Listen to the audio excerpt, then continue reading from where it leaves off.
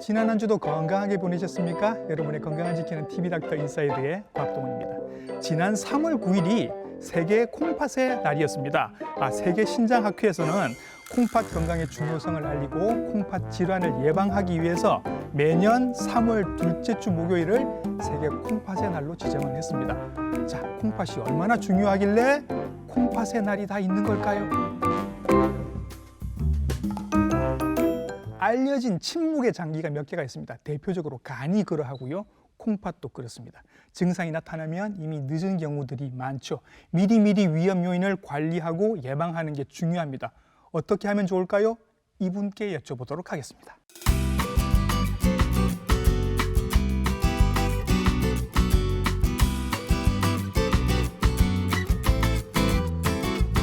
스튜디오에 모셨습니다. 신장내과 전문의 정연순 선생님이십니다. 선생님 안녕하십니까? 반갑습니다. 네. 저는 고신대학교 보건병원에서 신장내과에 근무하고 있는 네. 정연순입니다. 네. 오늘 초대해 주셔서 감사합니다. 아유, 나와주셔서 감사합니다. 오늘 선생님께 신장 콩팥 건강에 대해서 여러 가지를 여쭤보도록 하겠습니다. 신장 콩팥 같은 얘기긴 한데 오늘은 콩팥이라는 용어를 좀 더 많이 쓰도록 네, 그렇게 좋습니다. 하도록 하겠습니다. 자, 여러분들이 콩팥에 대해서 얼마나 알고 계시는지 한번 제가 체크를 해보도록 하겠습니다. 양쪽 등 쪽에 두 개가 있다는 건 알고 계실 것 같고요, 선생님. 그러면 제가 질문을 한번 해보겠습니다. 여러분들의 콩팥 크기는 어느 정도 될까요? 1번 주먹 크기, 2번 달걀 크기, 3번 탁구공 크기. 자, 1번, 2번, 3번 중에 어느 거? 자, 선생님 정답은요? 네, 정답은 주먹 크기. 주먹 크기입니다. 우리 네. 각 선생님 네. 제 주먹 콩팥이 크기? 저보다 좀 클까요? 예. 조금 더 큰 네. 것 같습니다. 콩팥은 우리 몸의 네. 하수 처리장 또는 정수기의 역할을 하고 있습니다. 예. 이 작은 콩팥에 그 필터의 역할을 하는 사구체라는 것이 네. 100만 개가 빼곡히 차 있습니다. 필터가 100만 개가 안에 들어있어요. 네, 네. 예. 그러면 양쪽이면 200만 200만 개죠. 개. 예. 네, 이 필터가 네. 하루 종일 네. 끊임없이 일을 하고 있습니다. 초고성능의 정수 필터가 우리 몸 양쪽 등에 두 개가 주먹 크기로 있다. 네. 이렇게 알고 계시면 되겠고요. 자, 두 번째 질문입니다. 그러면 이 두 개의 고성능 필터가 얼마 정도, 하루에 어느 정도의 혈액을 걸러낼까요? 보기 드립니다. 1번 1리터, 2번 20리터, 3번 200리터. 선생님 정답은요? 네, 정답은 200리터입니다. 세상에 200리터입니다. 네.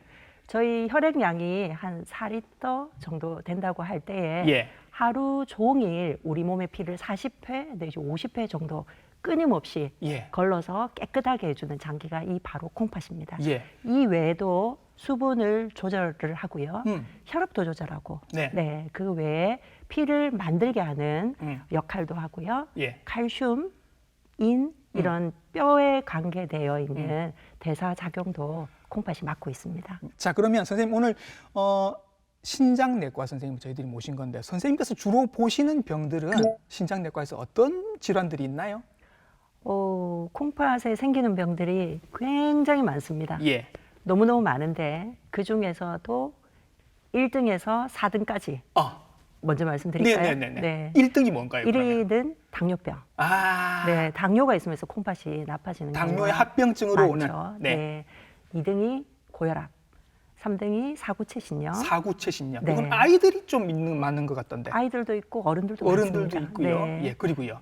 4등이 유전성으로 생기는 네. 다낭 콩팥병이라고 콩팥에 물혹이 네. 많이 생기는 병이 있습니다. 사구체신염까지는 아마 들어보신 분들이 계실 텐데 다낭 콩팥병은 오늘 처음 들으시는 분들이 계실 것 같아서 선생님 네. 이게 어떤 병인가요? 다낭 콩팥은 유전적인 문제에 의해서 콩팥에 물혹이 네. 수없이 많이 생기는 병입니다. 그래요? 대개는 노화 과정에서 물혹이 한두 개, 세네 개는 생길 수 있는데 예. 이 병은 어릴 때부터 여러 개의 낭종이 생기면서 커지고 네. 이 커진 물혹이 정상적인 콩팥을 압사시키는 병이 그래요? 다낭 콩팥병입니다. 콩팥이 선생님 나이를 사람하고 똑같이 먹는다면서요? 콩팥은 태어나서 계속해서 성장하고요. 네. 40살이 지나면 네. 이후에는 노화 과정을 겪는 예. 장기입니다. 아, 그래요? 네.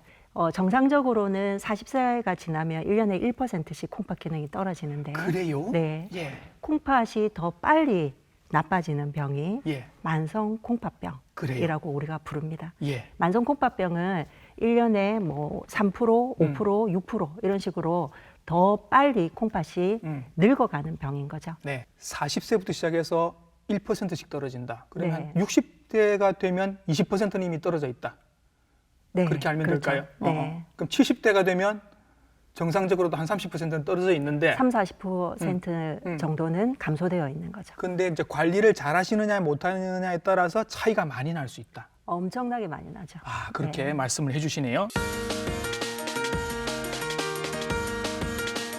그럼 선생님 그런 거 있지 않습니까? 왜 그 막 열나고 막 여기 막 아프고 그래서 급성 무슨 신우신염입니다. 이렇게 해서 오는 콩팥 질환으로 오시는 분들이 계시고 천천히 나빠지시는 분들도 계시단 말이죠. 그러면 이제 뭐 급성 콩팥병이 있고 만성 콩팥병이 있고 이렇게 나뉘는 거죠. 네, 맞습니다. 예. 급성 질환은 적절하게 원인을 빨리 밝히면 네. 회복이 가능한 질환이고요. 예. 만성 콩팥병은 한번 나빠지기 시작하면 지속적으로 나빠지는 병이기 때문에 예. 관리가 굉장히 중요한 질환입니다. 예. 콩팥이 아주 건강할 때는 여기 초음파 사진처럼 네. 이렇게 오동통한 찐빵 모양인데 그러네요. 네. 콩팥이 노화 과정을 거쳐서 예. 빨리 늙어버리면 이렇게 크기도 쪼그라드는 경우가 많습니다. 예. 실제로 선생님께서는 환자분들을 보고 계시니까 주변에 선생님 얼마나 콩팥병, 만성 콩팥병 환자분들이 많을까요? 네, 보통 만성 콩팥병은 전 세계적으로 발생률이 비슷합니다. 네. 10명 중에 1명은 만성 콩팥병이 있는 것으로 저희들이 통계상 나오고 있고요. 거의 뭐 당뇨 수준까지 가네요. 네, 그렇죠? 네. 우리나라는 그것보다 조금 더 높은 것으로 되어 더 있긴 많아요. 합니다. 네, 네, 네. 예. 제가 여기서 질문 하나 드려도 그럴까요? 될까요? 네. 네. 저한테. 네. 네, 네. 우리가 의료가 굉장히 많이 발전하고 있지 않습니까? 네. 의료가 발전하면서 만성 콩팥병의 유병률은 지속적으로 감소하고 있다. OX. 늘어난다고 봅니다. 제 주변에 너무 환자가 많아요. 네. 역시 의사 출신이라 잘하시는 것 같은데요. 네.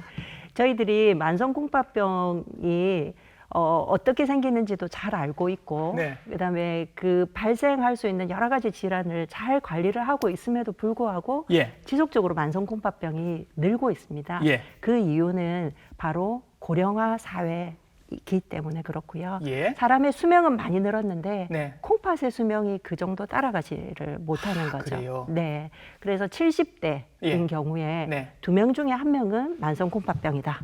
이렇게 이야기를 하고 있습니다. 오래 사실 거기 때문에 건강하게 관리하셔야 됩니다. 왜 모르고 계시냐면 증상이 없습니다. 네, 그죠? 맞습니다. 근데 증상이 나타나면 이미 조금 늦었다라고 보는데 증상이 나타나면서 선생님 어떤 증상들이 있어요?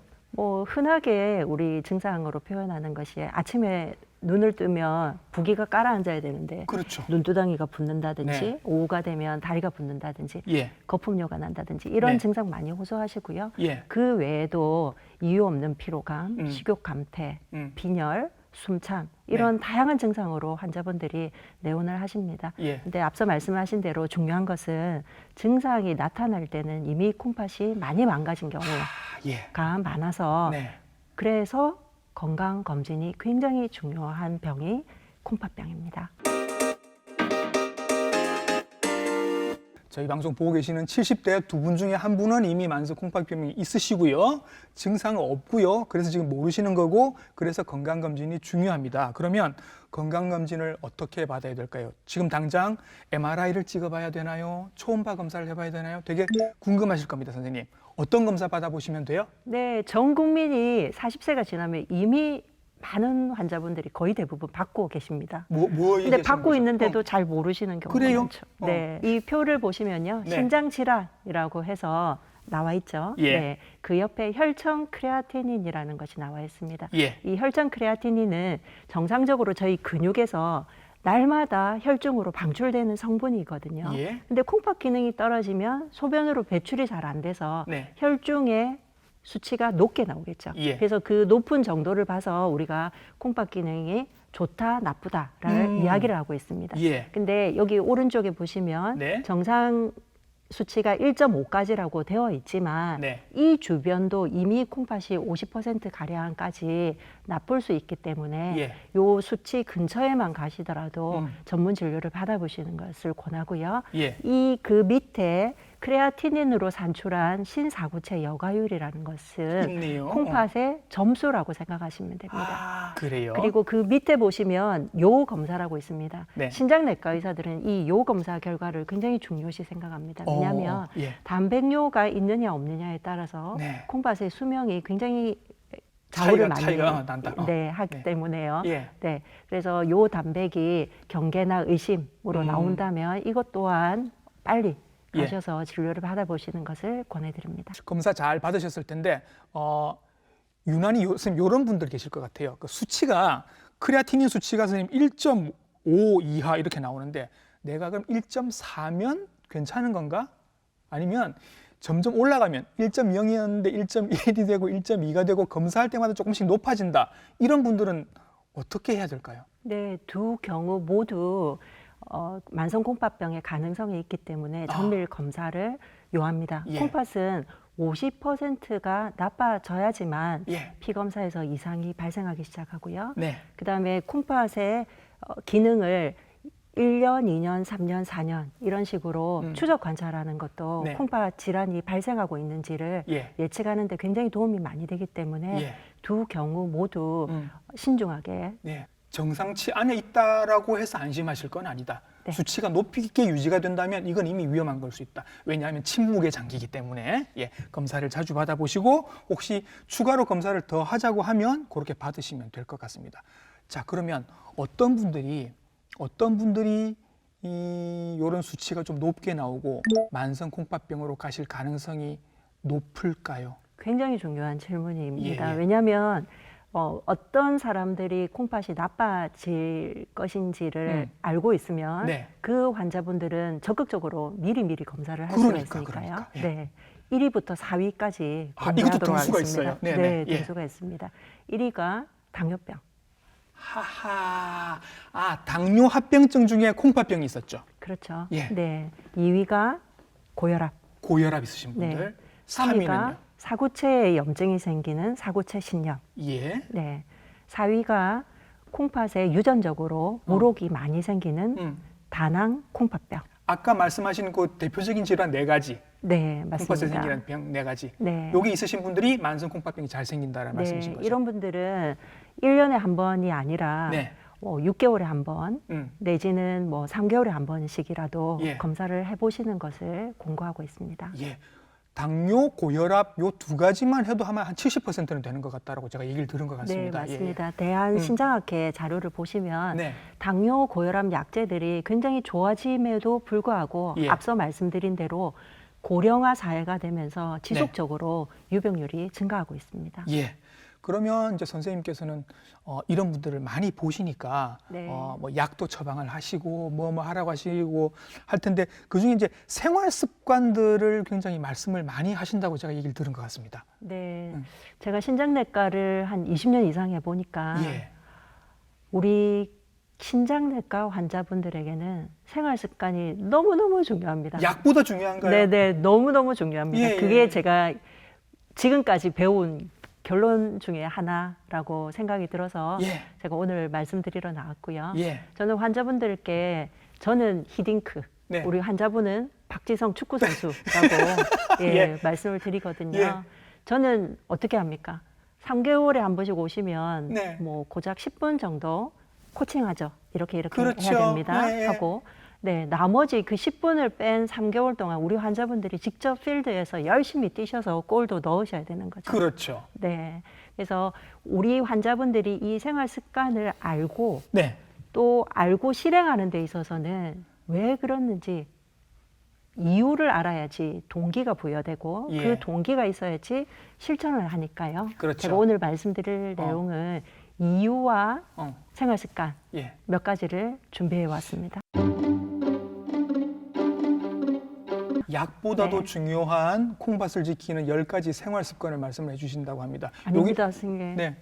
약도 중요합니다. 약도 중요합니까? 네. 네, 알겠습니다. 약은 그럼 다음에 말씀을 해주시고 오늘은 네. 생활 습관 중요한 걸 말씀을 해주신다고 하는데 요게 이제 꼴 넣는 방법인 겁니다. 네. 자, 하나하나 한번 짚어보도록 할게요. 일단 혈당 조절하는 게 되게 중요한가 봐요, 선생님. 네, 앞서 말씀드린 대로 당뇨 환자의 네, 3분의 1이 콩팥에 합병증이 생기고요. 네, 그 중에 2명 중에 1명은 결국 콩팥이 빨리 나빠져서 예, 투석이나 이식을 해야 되는 경우에 맞닥뜨려지게 됩니다. 예, 그래서 당뇨 환자분들은 어떻게든 혈당을 잘 관리하도록 네. 노력을 하셔야 되고요. 예, 우리 요즘 병원 가면 3개월 동안의 평균 혈당치를 네. 알 수 있는 당화 혈색소라는 검사가 있습니다. 굉장히 네. 빠른 시간에 결과가 나오고요. 예, 국가에서도 3개월에 한 번은 예. 반드시 검사를 하도록 지금 권유를 하고 있습니다. 그래서 병원 가실 때 그냥 약만 받아 오시지 마시고 선생님 오늘 저의 당화 혈색소가 얼마입니까? 꼭 물어보셔서 예. 네, 7 미만인 거 예. 확인하신 환자분들은 네. 건강하게 오래 콩팥 네. 사용하실 수 있습니다. 선생님, 근데요, 당뇨하면 늘 콩팥으로 연결이 됩니다, 선생님. 네. 이게 왜 그럴까요? 아무래도 이제 당뇨는 예. 모든 혈관에 예. 병이 생길 수 있는 혈관, 질환이고요. 네네네. 네, 그 중에 콩팥이라는 아까 말씀드린 사고체 제가 네네. 말씀드렸죠. 예. 그 사고체는 현미경으로 봐야 겨우겨우 보이는 예. 아주 작은 혈관 실타래에 해당하거든요. 그렇죠. 그러니까 아주 작은 혈관이니까 예, 혈관 질환이 아주 예. 조기에 빨리 예. 생기게 되겠죠. 그렇죠. 네, 사실상 콩팥은 혈관 덩어리다라고 봐도 되는 거죠. 그렇죠, 예, 맞습니다. 예, 예. 그래서 당뇨가 생기면 혈관이 망가지는 거고 혈관이 망가지는 거니까 콩팥이 망가지는 겁니다. 그래서 혈당 조절이 그렇게 중요하다라고 말씀을 드리겠습니다. 자, 그 다음이 혈압을 조절해라라고 하십니다. 네, 혈압을 조절해야 된다는 건 누구나도 잘 아시고 계시죠. 네. 네. 그런데 각 질환마다 목표 혈압이 있습니다. 아, 앞서 말씀드린 대로 예를 들면 내가 젊은 다낭 콩팥병 환자다. 네. 이런 목표 혈압이 110에 70이고요. 그렇게 낮게 네. 유지를 해야 돼요? 고혈압이 있으면서 단백뇨가 있다. 네. 이러면 우리가 혈압이 낮을수록 또 좋습니다. 그래요? 그래서 우리 병원에 가시면 저의 목표 혈압이 얼마입니까?를 꼭 물어보시고 내가 그 목표 혈압에 늘 도달하고 있다. 이러면 잘하고 계시는 겁니다. 아니, 그래서 정상 목표 혈압을, 혈압을 알고 정상 계셔야 혈압을 140에 90으로 알고 계신 분들이 되게 많잖아요. 그거보다 훨씬 낮게 유지를 하셔야 되는 건 거죠. 네, 정상 혈압은 130에 80 이하로 유지하셔야 됩니다. 그 이하로. 네. 예. 그리고 아마 혈압약 드시는 분들은 집에 가정용 혈압계를 갖고 계실 텐데, 요거 선생님 언제 측정하는 게 제일 정확할까요? 네, 의사가 혈압약을 잘 짓기 위해서는 네. 환자분이 그 혈압 데이터를 많이 가지고 가실수록 더 네. 정확하게 좋은 혈압약을 처방하실 수가 있습니다. 그렇죠. 그래서 많은 숫자의 혈압을 측정해서 가지고 가시고요. 네. 하루에 2번 아침 눈 뜨고 화장실 갔다 와서 조금 쉰 다음에 측정하시고 네. 오후에 일정하게 본인이 정해진 시간에 네. 2번 정도 측정하시면 예. 효과적으로 혈압약을 잘 처방하실 수가 있으실 예. 겁니다. 그리고 이제 요 단백을 줄여야 한다라고 지금 말씀을 하시고 계신데, 요 단백이 뭐예요, 선생님? 앞서 말씀드린 대로 하루에 200리터의 피를 우리 콩팥이 걸르죠? 계속해서 거른다고 했지 네네. 않습니까?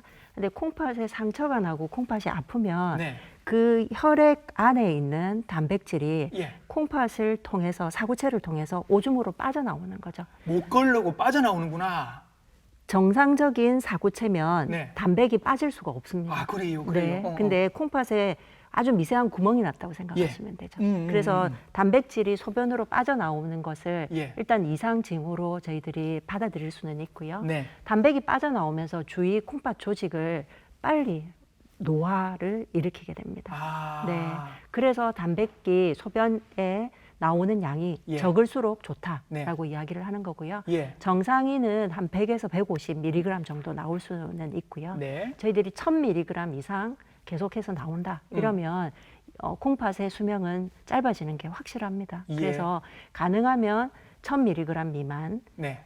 더 좋으면 500mg 네. 미만으로 지속해서 단백뇨를 줄이시는 것이 굉장히 중요합니다. 그래서 이 부분도 이번에 병원 가시면 네. 저에게 소변 나오는 요단백이 몇 밀리그램인가요? 예. 이렇게 꼭 물어보시고 예. 자신이 치료를 잘 받고 있는지 네. 확인하시는 게 중요하겠습니다. 3개월이나 2개월마다 한 번씩 가서 약 타 드실 텐데 그때마다 의사 선생님한테 물어보실 게 되게 많습니다. 네. 예, 혈당 잘 잡히는지 혈압 괜찮은지 우리가 다 체크해서 이제 보여드리겠지만 검사도 물론 의사 선생님께서 알아서 해주시겠지만 안 해주시면 우리가 직접 얘기를 해서라도 좀 적극적으로 검사를 받으시는 게 필요할 것 같습니다. 그리고 이제 싱겁게 드시라고 자꾸 얘기를 합니다, 선생님. 이게 왜 중요하고 얼마나 줄여야 되는 거예요? 제가 음. 오늘 방송에 나가면 꼭 우리 환자분 이야기를 한 분 해드리겠다고 약속하신 분이 있습니다. 예. 제 환자 중에 당뇨병인데요. 젊은 사람이세요. 네네. 예.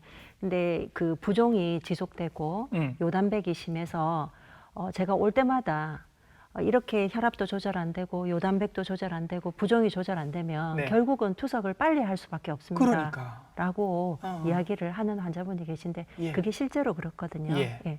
근데 이분이 모진 마음을 먹고 6개월 동안 30kg을 빼고 오셨어요. 6개월에 30kg요? 네. 아니 뭐 한 200kg 나가시는 분이에요?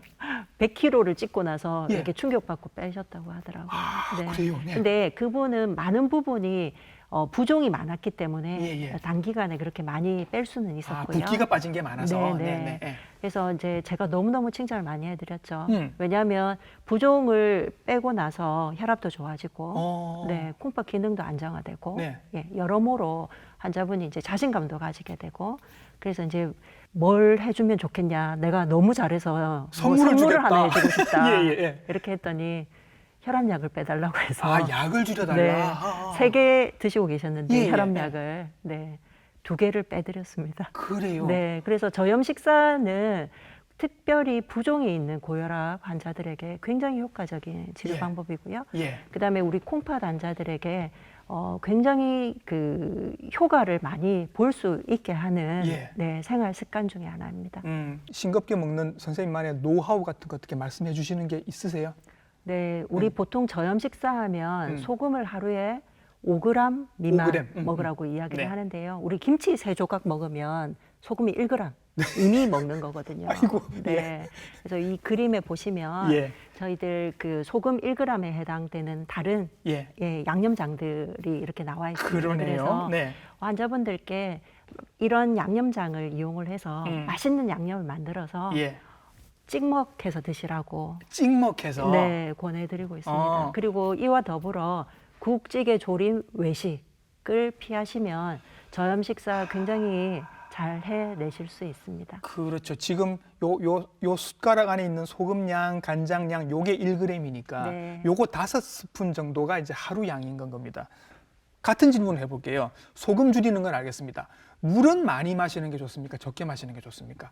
네, 목표가 무엇인가에 따라 예. 다를 것 같습니다. 예. 우리 뭐 굉장히 잘 알려진 바로 뭐 물을 하루에 8컵 마시면 네. 대장암의 발생률을 줄이고 뭐 이런 그랬었죠. 그런 예. 내용도 있지 않습니까? 네.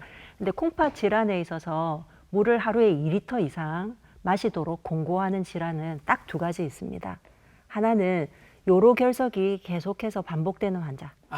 네. 돌 빠져나가게. 네. 예. 그다음에 2번째는 앞서 말씀드린 다낭콩팥병. 예. 네, 이 2가지만 저희들이 물을 2리터 이상 마시도록 하고 있고요. 예. 특별히 환자분들이 저염을 하는 상황에서는 물을 어느 정도 충분히 적당히 섭취하도록 이야기를 하지만 네. 저염이 안 되는 상황, 예. 내가 짜게 먹는 상황. 예. 왜냐하면 소금은 항상 물을 가지고 다니기 때문에 네. 짜게 먹으면서 물을 많이 마시면 그 물이 고스란히 내 몸에 축적이 되기 때문에 네. 그것이 혈압을 높이게 되는 원인이 될 수가 있거든요. 예. 네. 그래서 환자분들께 적당한 물을 섭취를 하되 저염 식사와 반드시 병행을 해야지 네. 효과를 볼 수 있다라고 말씀을 드립니다. 굳이 선생님 말씀은 많이 마시거나 적게 마시는가 그게 중요한 게 아니다. 그렇게 말씀을 하고 계신 것 같습니다. 굳이 뭐 1.5리터 이상, 2리터 이상 꼭 드세요 이런 거는 아닌 것처럼 말씀을 지금 하고 계신 것 같네요. 좋습니다. 그리고 콩팥병 얘기하면 선생님 꼭 이 얘기가 나옵니다. 칼륨요, 칼륨. 네. 이게 잘 모르시는 분들 칼슘이랑 다릅니다. 칼륨 얘기가 나오는데 이게 뭐고 이게 왜 중요하고 콩팥병에서는 또 이게 어떤 의미가 있는 건가요? 네. 보통 칼륨이 많은 음식들은 음. 색깔이 짙고, 네. 네, 뿌리 음식, 녹색 야채, 네. 과일 이런데 많은 우리가 흔히 좋다고 성분입니다. 하는 것들 아닌가요? 그럼요. 네. 칼륨이 많은 음식은 혈압 조절에도 좋고 예. 건강에 굉장히 도움을 많이 주는 예. 성분입니다. 네. 하지만 콩팥 기능이 떨어지신 분들이 이 칼륨이 많은 음식을 섭취를 했을 때 네. 적절하게 칼륨 배설이 안 될 경우, 아, 축적되는구나. 네, 안 예. 될 경우, 특별히 심장이나 근육에 예. 네, 근육을 굉장히 흥분시킬 수 있는 원인이 되기도 하거든요. 예. 네, 그래서 특별히 칼륨이 조절이 안 되는 만성 콩팥병일 경우 네. 저희들이 저칼륨 식이를 하도록 교육을 하고 있습니다. 음. 근데 보통 보면 이 내용이 굉장히 인상 깊으셔서 본인은 드셔도 되는데 미리 안 드시고 오시는 분들도 예. 많이 계셔서 예. 내가 이런 칼륨이 많은 음식을 정말로 먹지 않아야 되는지 주치의에게 예. 잘 설명을 들으신 후 결정하시는 게 좋겠습니다. 자, 그다음에 이거 어렵습니다. 살 빼야 돼요, 선생님. 날씬해야 됩니까? 네, 날씬해야 됩니다. 이게 콩팥까지 연결이 되는 이유가 있어요, 선생님? 최근에 비만 환자들이 굉장히 많이 예. 늘었습니다. 예.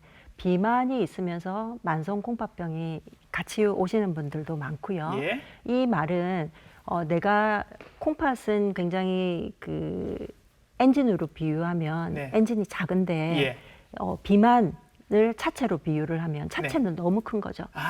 네. 근데 내가 평지를 갈 때는 크게 문제가 없습니다. 예. 오르막길을 오를 때 굉장히 이 엔진이 부담이 되겠죠. 네. 그래서 비만이 있는 경우 콩팥이 더 일을 많이 하게 됩니다. 네. 젊어서 일을 많이 하신 분들은 나이 들어서 어떻게 지쳐서 됩니까? 예. 번아웃 오잖아요, 번아웃. 그렇죠. 빨리 늙어버리게 네, 되는 네. 거죠. 그래서 적당한 체중을 유지하는 것이 콩팥에 굉장히 도움이 많이 됩니다.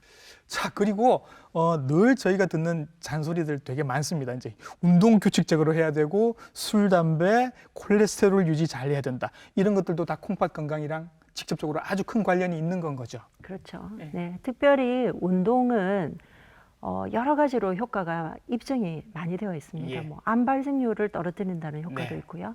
그다음에 만성 콩팥병의 진행을 억제시킨다는 좋은 데이터들이 많이 있습니다. 예. 또 운동을 하는 사람은 네. 결국은 식습관도 함부로 하지 않거든요. 네. 그리고 운동을 하는 사람은 술, 담배 이런 예. 것도 안 하게 되죠. 예. 그래서 이런 운동과 같은 것을 핵심 습관이라고 그럽니다. 여러 가지 생활 패턴을 다양하게 건강하게 만들어주기 때문에 예. 그래서 하루에 30분 정도 예. 반드시 운동하시는 것을 예. 권해드리고 있습니다. 예. 콩팥 질환이 결국 혈관 질환이라고 생각을 하면 당연히 뭐 지금 콜레스테롤이나 술, 담배를 조절하셔야 되는 거는 물론 뭐 당연한 얘기인 것 같습니다. 그렇죠. 이렇게 조절을 하시면 될 것 같고요.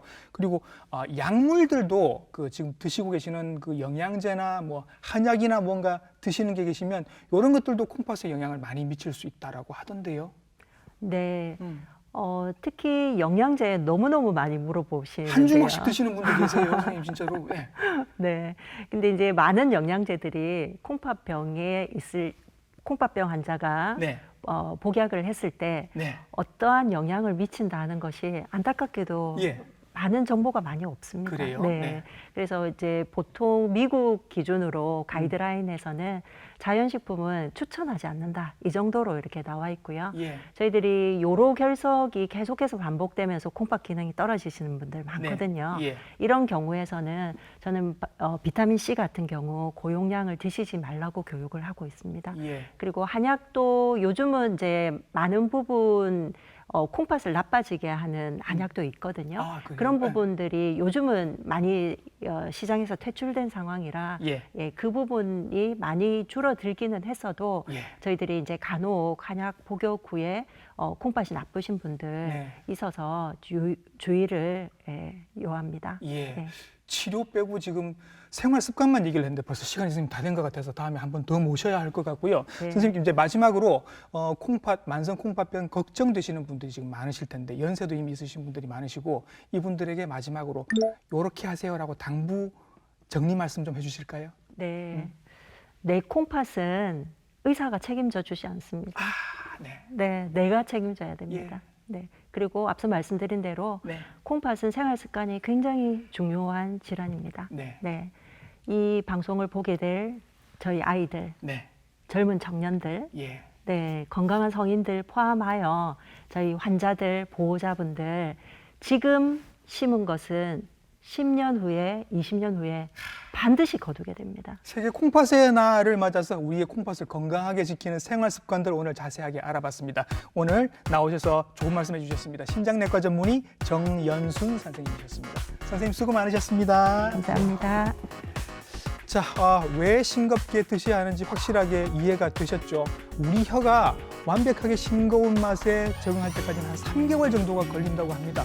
뭐 그 정도면 투자 한번 해볼 만하지 않습니까? TV닥터 인사이드 다음 주에도 좋은 정보로 인사드릴게요. 시청해주신 여러분 감사합니다.